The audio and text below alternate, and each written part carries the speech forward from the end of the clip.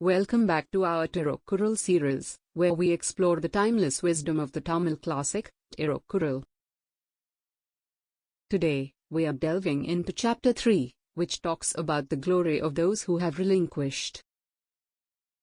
Let's dive into Song 10 of this chapter, where Thirukkural tells us about the true nature of Indana.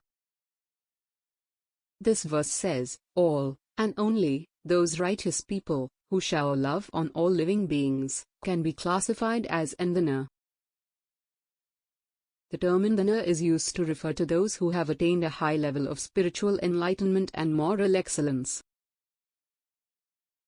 In this verse, Thirukkural emphasizes that love for all living beings is an essential characteristic of Indana.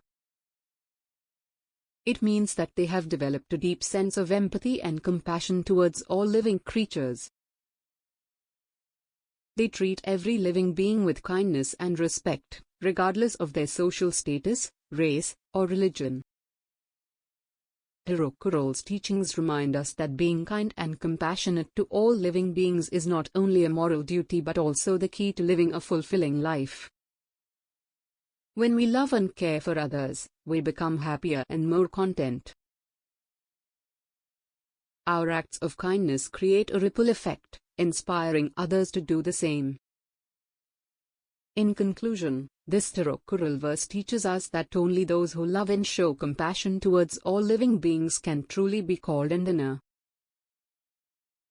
Thank you for watching this video. We hope you found it insightful.